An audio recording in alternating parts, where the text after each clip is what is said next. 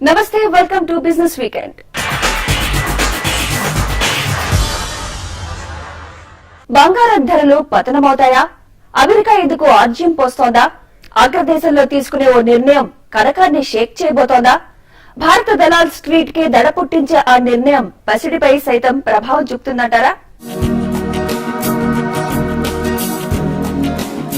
కొనని కొనకపోని బంగారం ధరలు తగ్గుతాయట అన్న మాట వినపడితే చాలు సగటు భారతీయ మహిళల మనసు చల్లబడుతుంది. ఏదో భారం దించినట్లుగా ఫీల్ అవుతుంది. ఓ దశాబ్ద కాలంగా అమాంతం పెరిగిపోతూ అప్పుడప్పుడు మాత్రమే తగ్గుతూ ఉసూరు మనిపిస్తోంది. ఈసారి తగ్గింపు ఏకంగా ఓదార్పునిచ్చేంత ఉంటుందట. ఎప్పుడు 25,000 నుంచి 30,000 రూపాయల మధ్య కదలాడుతూ ఉన్న కనక మహాలక్ష్మి ఆ కంచె దాటుకుని వెళ్లేందుకు సిద్ధంగా ఉంది. కాకపోతే అమెరికా ఫెడరల్ రిజర్వ్ వడ్డీ రేట్లు పెంచాలి. ఈ ఒక్క నిర్ణయంతో భారత్ లో 10 గ్రాముల పసిడి ధర 20,000కు పడిపోతుందట.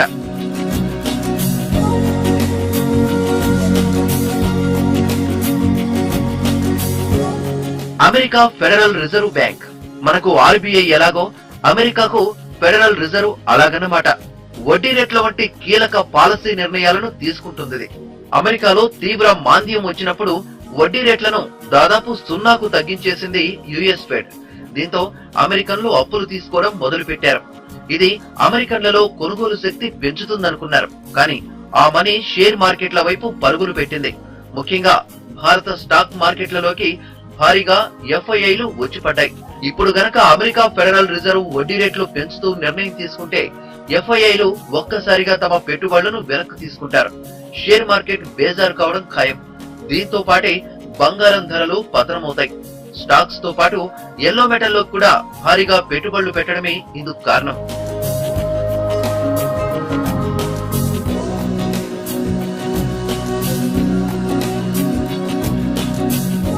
అమెరికా ఫెడరల్ రిజర్వ్ బ్యాంక్ వడ్డీ రేట్లు పెంచితే గనక 10 గ్రాముల బంగారం ధర దాదాపు 20,000 రూపాయలకు పడిపోవచ్చని బులియన్ ఎక్స్పర్ట్స్ అంచనా వేస్తున్నారు. బంగారం 30,000కు చేరుతుందన్నది నిజమైంది. ఆ మధ్య 25,000కు పడిపోతుందన్న వార్త నిజమైంది. ఇప్పుడు 10 గ్రాముల బంగారం 20,000కు పడిపోవచ్చని వార్తలు వస్తున్నాయి. రేపొద్దున ఇది జరగొచ్చేమో.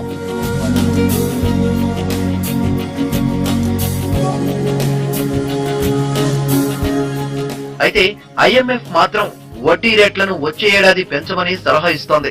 ఒకవేళ ఐఎంఎఫ్ మాట వినో ఇప్పుడే ఎందుకు వడ్డీ రేట్లు పెంచాలనుకునో నిర్ణయాన్ని వాయిదా వేస్తే మాత్రం బంగారం ధరలు మళ్లీ పెరగొచ్చని చెప్తున్నారు. మరోసారి 30,000 రూపాయల మార్కును తాకొచ్చన్న అంచనాలు కూడా ఉన్నాయి. గృహ వాహన రుణ వినియోగదారులకు శుభవార్త. రిజర్వ్ బ్యాంక్ వడ్డీ రేటు 0.5% తగ్గించింది. ఈ మేరకు ఈఎంఐలో తగ్గుదల కనిపించినది. ఇక ముందు ఫ్లాట్లు, వెహికల్స్ కొనాలనుకునే వారికి ఇది వర్తిస్తుంది. ధరలు పెరుగుతున్న సమయంలో వడ్డీ రేట్లు తగ్గించడం నిజంగా శుభ పరిణామమే. మధ్యతరగతి ప్రజలకు ఇది ఊరట కలిగించే అంశమే. మరి వడ్డీ రేట్లు తగ్గించడం వల్ల ఎవరెవరికి మేలు కలుగునుంది? Watch the story. Reserve bank repo rate అంటే బ్యాంకులకు తానిచ్చే వడ్డీ రేటును 0.5% తగ్గించింది. ఈ మేరకు గృహ వాహన రుణాలపై వడ్డీ తగ్గనుంది. ఇప్పటికే వీటిపై లోన్లు తీసుకున్న వారి ఈఎంఐలో తగ్గుదల కనిపిస్తుంది. ఇక ముందు గృహ వాహన రుణాలు తీసుకోవాలనుకుంటే వడ్డీ రేట్లు తగ్గుతాయి. Reserve bank governor Raghuram Rajan repo rate తగ్గిస్తున్నట్టు ప్రకటించడంతో మధ్యతరగతి ప్రజల్లో హర్షం వ్యక్తమవుతోంది. వాహనాలు, పెట్రోలు, డీజిల్, నిత్యావసరాలు తదితర ధరలు పెరుగుతుండడం మధ్యతరగతి ప్రజలను బెంబేలెత్తిస్తున్నాయి. ఈ సమయంలో రిజర్వ్ బ్యాంక్ రెపో రేటు తగ్గించడం మధ్యతరగతికి, ముఖ్యంగా వేతన జీవులకు కాస్త ఊరట కలిగించే అంశమే. వడ్డీ రేట్ల తగ్గింపు వల్ల వాహనాలు, గృహాల కొనుగోళ్లు పెరిగే అవకాశం ఉందని వ్యాపార వర్గాలు అంచనా వేస్తున్నాయి. ఇక రెపో రేటు తగ్గించడం వల్ల ద్రవ్యోల్బణాన్ని కట్టడి చేసే అవకాశం ఉందని, అభివృద్ధికి దోహదపడనుందని భావిస్తున్నారు. ఇదే విషయాన్ని గతంలో కేంద్రం రిజర్వ్ బ్యాంకుకు సూచించింది. రెపో రేటు తగ్గింపుతో ద్రవ్యలోటు, ద్రవ్యోల్బణం దిగిరానున్నాయి. దీంతో పాటే పెట్టుబడులకు ఊతమిచ్చి ఆర్థిక వ్యవస్థ మరింత ఊపందుకునేలా చేయడంపై ఆర్బీఐ దృష్టి పెట్టింది. అంతేకాదు జనవరి 2016 నాటికి ద్రవ్యోల్బణం 6%గా ఉండవచ్చని ఆర్బీఐ అంచనా వేస్తోంది. is needed to mitigate possible inflationary effects. Second, crude prices have been firming amidst considerable volatility and geopolitical risks are ever present. Third, volatility in the external environment could impact inflation. Therefore, a conservative strategy would be to wait, especially for more certainty on both the monsoon outturn as well as the effects of government responses if the monsoon turns out to be weak. With still weak investment and the need to reduce supply constraints over the medium term to stay on the proposed disinflationary path, which is down to 4% in early 2018, we feel a more appropriate stance is to front-load a rate cut today and then wait for data that clarify uncertainty. Meanwhile, banks should pass through the sequence of rate cuts into lending rates. So, I think the policy today I would characterize as neither conservative nor aggressive.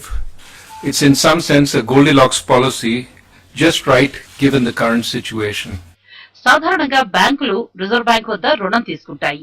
దీనిపై reserve bank విధించే వడ్డీ రేటునే repo rate అంటారు. Reserve bank repo రేటును తగ్గించడం ఇదేమీ కొత్త కాదు.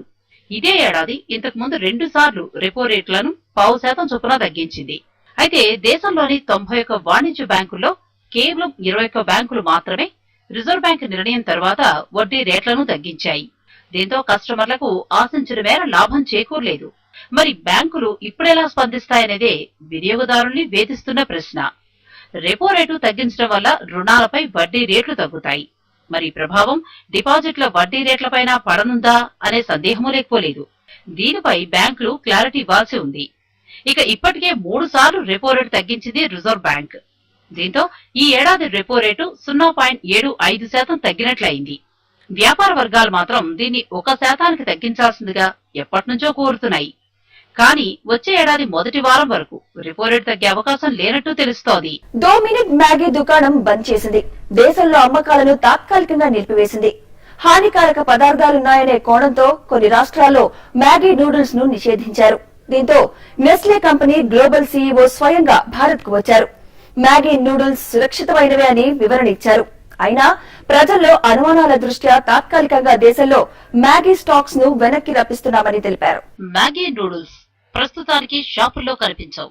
గత కొన్ని రోజులుగా దేశవ్యాప్తంగా సంచలనం కలిగించిన మ్యాగీ వివాదానికి తాత్కాలికంగా తెరపడింది. భారత్లో అమ్మకాలను ఆ సంస్థ నిలిపివేసింది. దుకాణాల నుంచి సరుకును వెనక్కి రప్పిస్తున్నట్టు ప్రకటించింది. అతిపెద్ద మార్కెట్ అయిన భారత్లో తలెత్తిన వివాదం స్విస్ కంపెనీ నెస్లేను ఓ కుదుపు కుదిపింది.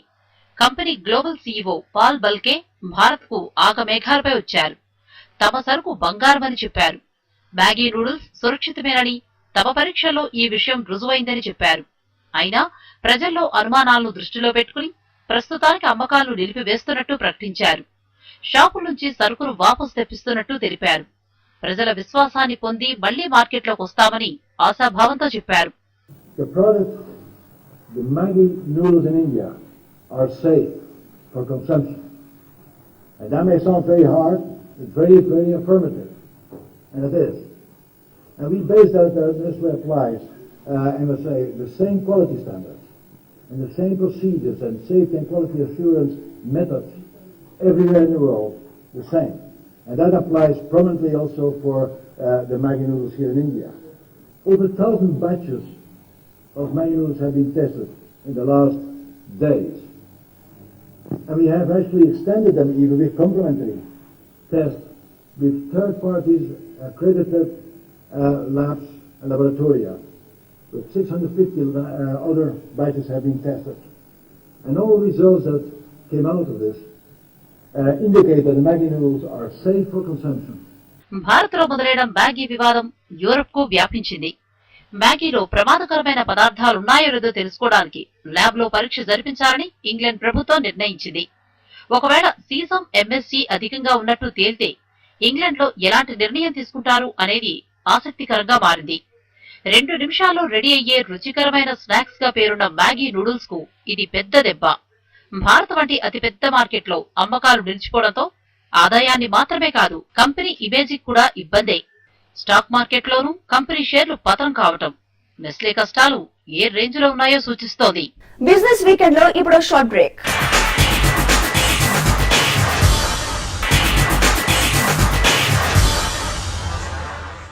Welcome back to business weekend.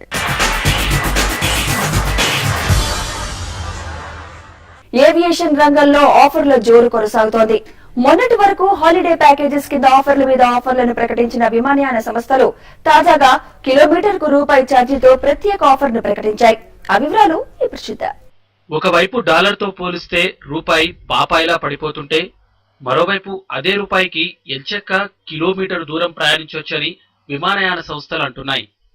క్యాబ్లో వెళ్లాలంటే కిలోమీటర్కు 7 నుంచి 15 రూపాయలు ఖర్చు అవుతున్న ఈ సమయంలో విమానం టికెట్లను మాత్రం కిలోమీటర్కు రూపాయికే ఇస్తామని చబక విమానయాన సంస్థ ఎయిర్ ఏషియా ఇండియా ప్రకటించింది. అయితే ఎంపిక చేసిన కొన్ని మార్గాల్లోనే ఈ ఆఫర్ను అమలు చేస్తున్నట్టు ఎయిర్ ఏషియా చెబుతోంది. గువాహటి నుంచి ఇంఫాల్కు ప్రయాణించడానికి ఈ నెల 7లోగా టికెట్లు బుక్ చేసుకోవాలి.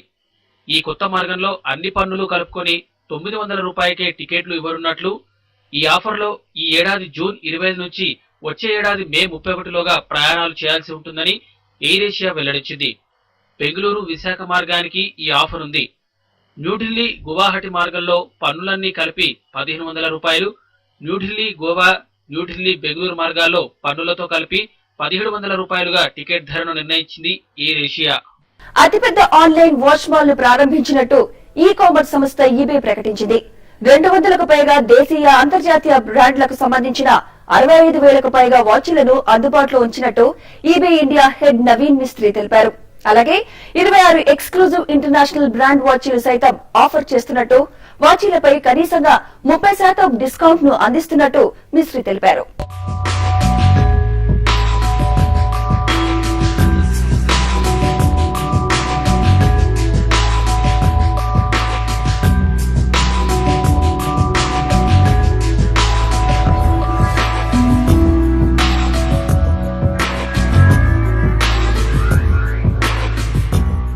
So today on eBay India, we launched the biggest online shopping watches mall, where consumer can see more than 200 plus watches brands available on eBay. There's 65,000 SKUs available of each brand, and a consumer can expect minimum of 30% discount, and it goes as high as 80 to 90% discount on eBay today. So and apart from that, we have around 26 international brands which are exclusively available on eBay in this watches promotion. Price range starts from we have a from 390 onwards to around 6,000 onwards. We have watches available on eBay. We have various range and variety available in terms of chronograph, analog, and digital kind of inventory. Internet సర్వీసుల సంస్థ Lycos తాజాగా Lycos life పేరుతో wearable ప్రోడక్ట్ల రంగంలోకి ప్రవేశపెట్టింది. నడక, వ్యాయామం, నిద్ర వంటి రోజువారీ కార్యక్రమాలతో పాటు గుండె కదలికలను ఎప్పటికప్పుడు తెలుసుకోవడమే కాకుండా ఈ డేటాను సురక్షితంగా అనుసంధానించి స్మార్ట్ ఫోన్ లో భద్రపరుచుకునే విధంగా డిజిటల్ ప్రోడక్ట్లు, స్మార్ట్ రిస్ట్ బ్యాండ్, రింగ్లను అమెరికా, ఇండియా మార్కెట్లోకి విడుదల చేసింది. ఈ 2 ప్రాజెక్టులను ఆన్లైన్ రీటైల్ సంస్థ అమెజాన్ ద్వారా విక్రయించనున్నట్లు Lycos chairman and CEO Suresh Reddy తెలిపారు. Lycos is a very old brand. ఇది 20 సంవత్సరాల క్రితం బ్రాండ్ అన్నమాట. ప్రోడక్ట్ 1 వచ్చి Lycos life band. So band అంటే బేసిక్గా మీరు చేతికి వేసుకోవచ్చు. దాని మీద మీకు మీ హార్ట్ రేట్ చెక్ చేసుకోవచ్చు. మీరు వాక్ చేస్తే మీ స్టెప్స్, ఎన్ని స్టెప్స్ వాక్ చేశారు, మీ ఎక్సర్సైజింగ్ చూసుకోవచ్చు. మీ ఈసీజీని కూడా ఇట్ విల్ మానిటర్. మీరు కావాలంటే ఒక పీరియడ్ పెట్టుకుంటే ఆ ఈసీజీ మీ ఫోన్లోకి వచ్చేస్తున్నాం. అండ్ ద సేమ్ వే ఒక రింగ్ ఒకటి ఇంట్రడ్యూస్ చేసాం. దాన్ని లైకోస్ లైఫ్ రింగ్ అని పెట్టాం పేరు. దాంట్లో మీరు first of all me phone connect అవుతుంది అండ్ మెసేజ్ ట్రాన్స్ఫర్ అవుతుంది. Tap to transfer is also part of the ring. Passwords అన్ని కూడా దాంట్లో స్టోర్ అవుతాయి. ప్రైస్ పాయింట్ US లో ప్రస్తుతం సెట్ అయింది. ఇండియా కాంటెక్స్ట్ లో మేము ఇంకా డిసైడ్ చేస్తున్నాం. 8వ తేదీ we're going to get those out. రఫ్లీ వాచ్ వచ్చి అబౌట్ 8,000 రూపాయలు ఉంటుంది అండ్ రింగ్ వచ్చి అబౌట్ 3,000 రూపాయలు. ఉత్పత్తికి సంబంధించిన గణాంకాలను పలు భారతీయ ఫార్మా కంపెనీలు నేటికీ సరిగ్గా నమోదు చేయడం లేదని ఇంటర్నేషనల్ కన్సల్టెన్సీ సంస్థ ఎర్నెస్ట్ అండ్ యంగ్ సర్వేలో తేలింది. ఉత్పత్తి ప్రక్రియలో పాల్గొనే సిబ్బందిలో 157% మంది ఏదో ఒక ఒత్తిడికి లోనే పనిచేయడమే దీనికి కారణమని ఎర్నెస్ట్ అండ్ యంగ్ ప్రతినిధి సందీప్ బాల్ద్వా తెలిపారు. ఈ లోపాల వల్లనే మంచి ఉత్పత్తి విధానాలు పాటిస్తున్న అమెరికా, FDA వంటి సంస్థలు భారతీయ ఫార్మా కంపెనీల ప్లాంట్లను పరిశీలించేందుకు నోటీసులు జారీ చేస్తున్నాయని ఆయన తెలిపారు. Hopefully, the industry would be much better going forward. Technology involvement చాలా ఇంక్రీజ్ అవుతున్నది, దాంతో ఈ ఇష్యూస్ రెడ్యూస్ అవుతుంది. మోస్ట్ ఇంపార్టెంట్ ఫ్యాక్టర్ ఏముందంటే కల్చరలీ ఇది చేంజ్ చేయాలి, బిహేవియర్ చేంజ్ చేయాలి. బిహేవియర్ చేంజ్ చేస్తే మనకు ఇష్యూస్ రాదు. ఇది ఫ్యాక్టరీ కంపౌండ్ అవుట్ సైడ్ ఒక behaviour, fabric compound inside different behaviour. ఆ మైండ్ సెట్ చాలా చేంజ్ చేయాలి. ఎందుకంటే క్వాలిటీ అయితే క్వాలిటీ. ఇంకోటి ఏంటంటే మేము యుఎస్ కి మ్యానుఫ్యాక్చర్ చేస్తే ఒక క్వాలిటీ, ఇండియాకి మ్యానుఫ్యాక్చర్ చేస్తే ఒక క్వాలిటీ, ఆఫ్రికాకి చాలా మ్యానుఫ్యాక్చర్ చేస్తే ఇంకా క్వాలిటీ. ఆ మైండ్ సెట్ తో ఉంటే ఈ ఇష్యూస్ కంటిన్యూ అవుతాయి. అన్ని సేమ్ క్వాలిటీతో మ్యానుఫ్యాక్చర్ చేయాలి. అది సర్వే అవుట్పుట్ వచ్చిందండి. అత్యాధునిక హంగులతో DDIS 125 ఇంజన్ సామర్థ్యంతో సెలేరియా కారును తయారు చేసింది మారుతి సుజుకి. లీటర్ కు 27.62 కిలోమీటర్లు ఇచ్చే ఈ car bluetooth connectivity, stereo mounted audio controls, safety సిట్టింగ్లతో కస్టమర్లను ఆకట్టుకుంటోంది. వినియోగదారులకు అన్ని సౌకర్యాలుండేలా ఈ కారును మారుతి సుజుకి తీర్చిదిద్దింది. హైదరాబాద్ బేగంపేటలోని వరుణ్ మోటార్స్ లో మొదటి వినియోగదారునికి కారు తాళాలను మారుతి సుజుకి ప్రతినిధులు అందజేశారు.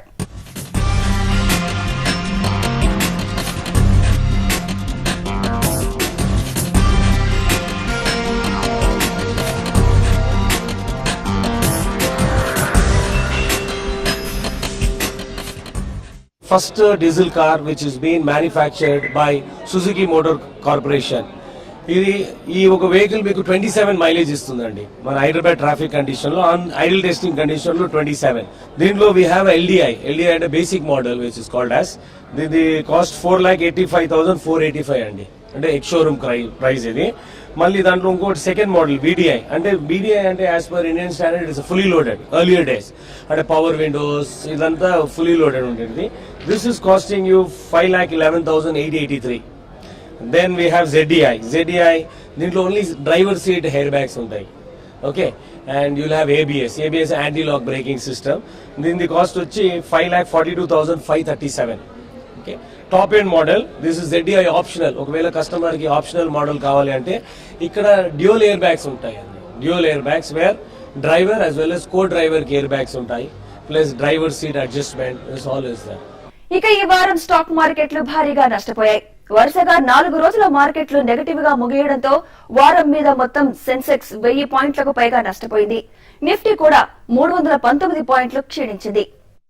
ఇవి ఈ వారం బిజినెస్ వీకెండ్ విశేషాలు. వచ్చే వారం మరిన్ని బిజినెస్ వార్తలతో మళ్ళీ కలుద్దాం. Until then take care.